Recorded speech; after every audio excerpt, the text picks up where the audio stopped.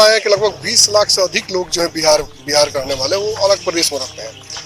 क्योंकि इसका तालमेल अभी तक सरकार बैठाने में सक्षम नहीं हो पा रही है। अगर ज्यादा की संख्या में लोग आ जाएंगे तो निश्चित रूप से अव्यवस्था फैल। अभी 1,25,000 सीवान के लोगों ने आने के लिए रजिस्ट्रेशन कराया है, जिसमें आपको 90,000 लोगों को सीवान आना है। नमस्कार, मैं हूं आकाश और आप देख रहे हैं न्यूज व्यूज। आज हम लोग सीवान के रेलवे जंक्शन पे हैं। हम लोग प्रत्येक दिन यहाँ आते हैं और इसलिए आते हैं कि गरीबों को भोजन करा सके। ये 26वां दिन है और लगातार यहाँ गरीबों को भोजन कराया जा रहा है। ऐसे में हमारे साथ बहुत सारे पत्रकार बंधु हैं जो सोशल डिस्टेंसिंग बना के खड़े हैं। लेकिन जिन खास मुद्दों पे आज हम लोग बात कर रहे हैं वो मुद्दा है बिहार में गरीबों के आने का, बिहार में उन छात्रों का आने का जो लोग बाहर रह के पढ़ते थे या बाहर आके कमाते थे। ऐसे में बहुत सारी समस्याएं लोगों के बीच आ रही हैं। सैकड़ों कल रोज आते हैं कि हमारे घर के लोग कैसे आएंगे, हमारे बच्चे कैसे आएंगे, ये समस्या बनी हुई है।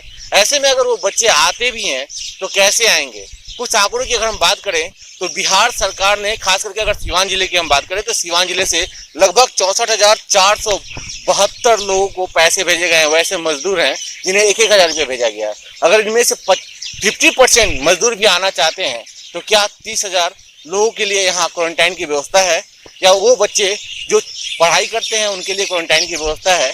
कैसे यहाँ प्रशासन उस पर ध्यान देगा और कैसे व्यवस्था करेगा। इन्हीं सारे मुद्दों पर बात करने के लिए हमारे साथ बहुत सारे पत्रकार बंधु हैं जो सोशल डिस्टेंस बना के हैं। हमारे साथ वरिष्ठ पत्रकार अरविंद पांडे जी हैं। इनसे जानते हैं, सर ये एक बड़ा समस्या है क्या? देखिए, जितना भी प्रशासन व्यवस्था कर रहा है या सरकार व्यवस्था कर रही है और वहाँ के आने वाले लोगों पर निर्भर करता है, क्योंकि इसका तालमेल अभी तक सरकार बैठाने में सक्षम नहीं हो पा रही है।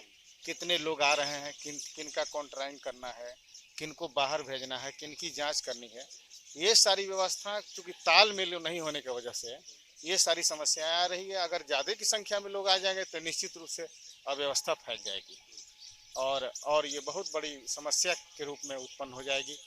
लोग संक्रमित भी हो सकते हैं, लोग संक्रमित आए संक्रमित भी कर सकते हैं, तो ये सारी समस्या आएंगी। समस्या झेलनी पड़ रही है, लेकिन समस्या का समाधान क्या है, ये समस्या क्यों उत्पन्न हो रही है? हमारे साथ वरिष्ठ पत्रकार मणिकांत पांडे जी हैं। क्या कहेंगे आप समस्या के बारे में? देखिए, सबसे पहली बात कि जिस तरह से देश में कोरोना महामारी फैली और अचानक से लॉकडाउन हुआ तो निश्चित तौर पर सीवान या बिहार के जो बाहर प्रदेशों में लोग रहते हैं वहाँ वो फंस गए। अभी केंद्र सरकार के निर्णय के बाद से उनको वापस प्रदेश बुलाने की बात की जा रही है। तो एक आंकड़ा है कि लगभग 20 लाख से अधिक लोग जो है बिहार करने वाले वो अलग प्रदेश में रहते हैं। तो आप ऐसे में इमेज कर सकते हैं, जैसे कि आज नीतीश सरकार ने कहा कि हमारे पास 30,000 बसें हैं। अगर हम 30,000 बसों से भी प्रतिदिन लोगों को लाएं तो 30 दिन लग जाएंगे, यानी 1 महीने लग जाएंगे। और ऐसे में हम अगर कोई व्यवस्था की बात करें तो कहीं ना कहीं सबको दिख रहा है कि किस तरह की व्यवस्था हो रही है। और सीवान जिले में अमूमन 4 जगह चेक पोस्ट बनाए हैं, लोगों को लाया जाएगा। आपको याद होगा कुछ दिन पहले जब अचानक से दिल्ली से काफ़ी संख्या में बिहारी चल के आए थे तो किस तरह की गैदरिंग हो गई थी, अफरा तफरी का माहौल हो गया था। तो निश्चित तरह प्रशासन कुछ मुस्तैदी के साथ है, लेकिन ये नहीं कहा सकता कि काफ़ी सक्रिय भूमिका में होगी या सक्रिय नहीं है, और सक्रियता बहुत जरूरी है। हमारे साथ वरिष्ठ पत्रकार विपिन जी हैं। बताइए क्या कहेंगे आप? इसमें कोई तो इलाज है नहीं, सीधी सी बात है। सोशल डिस्टेंसिंग रहना है और घर के अंदर रहना है। बाहर भी निकलिए तो 1 मीटर का दूरी बना कर रखिए। हमारा मुद्दा ये है कि बाहर से जो लोग आ रहे हैं उनकी व्यवस्था यहाँ उचित हो पाएगी? आपको क्या लगता है?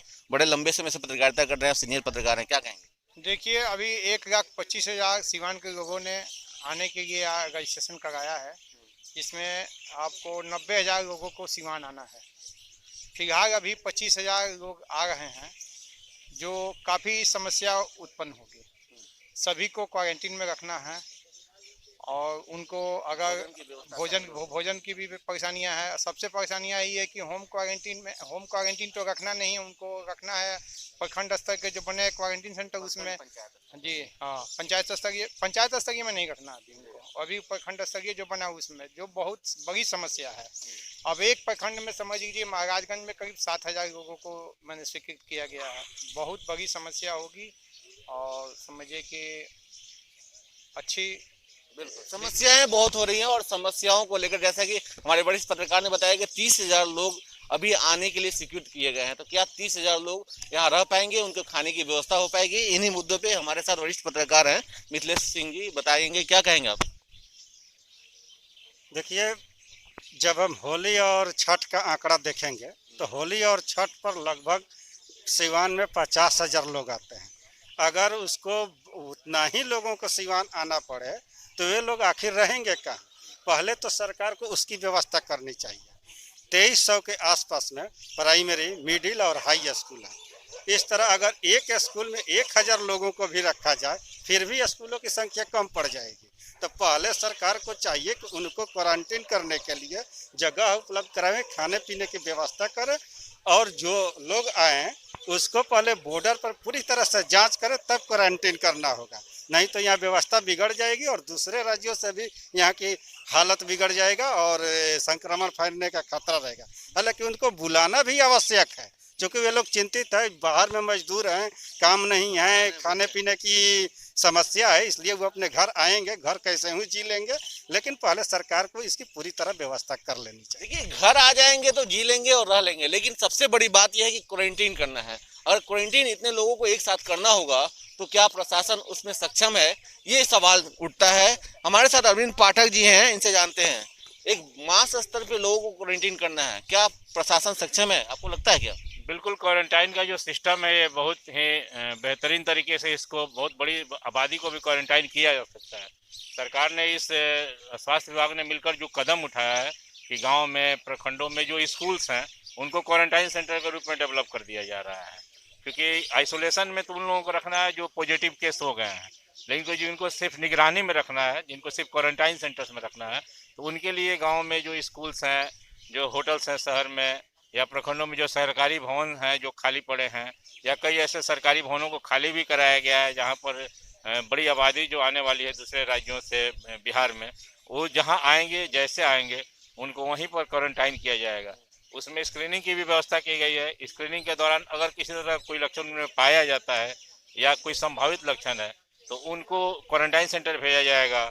जिनके अंदर किसी तरह की कोई बीमारी नहीं पाई जाती है, कोई लक्षण नहीं दिखता है बीमारी का, उनको होम क्वारंटाइन करने के लिए भी व्यवस्था सरकार द्वारा की गई है कि अगर जांच के बाद लगता है तो उनको होम क्वारंटाइन किया जा सकता है, तो उनको होम क्वारंटाइन की व्यवस्था दी जाएगी। इतनी मास स्तर पे अगर लोग आ रहे हैं तो क्या खाने पीने की अन्य व्यवस्थाएं, उतने मास स्तर पे अगर लोग आ रहे हैं तो क्या ये व्यवस्था हो पाएगी? उतने एफर्ट्स उपलब्ध है क्या सिवान? बड़ी आबादी नहीं है, हम लोग जो इसको जोड़ रहे हैं 30,000, 50,000, 1 लाख, एक्चुअली ये लोग हैं जो आते जाते हैं, ये होली पर आते हैं, छठ पर घर में तो रहते हैं ना जी। अभी प्रशासन के निर्देश में। बिल्कुल, तो सब चूंकि उस समय स्कूल चल रहे होते हैं या स्कूलों में रखने के लिए कभी इस तरह की बात नहीं आई थी, लेकिन अभी गांव देहात में या आपका प्रखंड में या दूसरे शहरों में इतने सारे स्कूल बने हुए हैं, इतने सारे सरकारी भवन बने हुए हैं, तो उनको क्वारंटाइन के रूप में अगर रखना है, आइसोलेशन की बात में मैं नहीं कर रहा हूँ, क्वारंटाइन करना है तो उनको आराम से वहाँ निगरानी में रखा जा सकता है।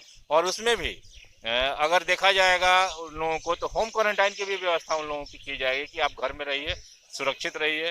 14 दिन, 20 दिन, 21 दिन का जो क्वारंटाइन होगा वो उनको घर में भी रहने की व्यवस्था दी जाएगी। बिल्कुल, हो लॉकडाउन में घर में भी रहने की अगर क्वारंटाइन की व्यवस्था करनी होगी तो प्रशासन को करना पड़ेगा, क्योंकि मास स्तर पे लोग आ रहे हैं। और एक अच्छी पॉजिटिव सोच है कि अगर आम लोग सहयोग करें, आम लोग चाहें तो हर गांव, हर पंचायत और हर प्रखंड में क्वारंटाइन की संख्या, क्वारंटाइन केंद्रों की संख्या बढ़ाई जा सकती है।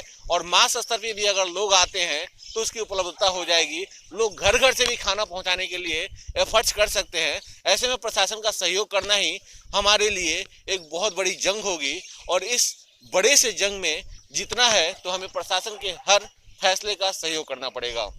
सिवान से कैमरा पर्सन आशीष के साथ आकाश, न्यूज़ व्यूज।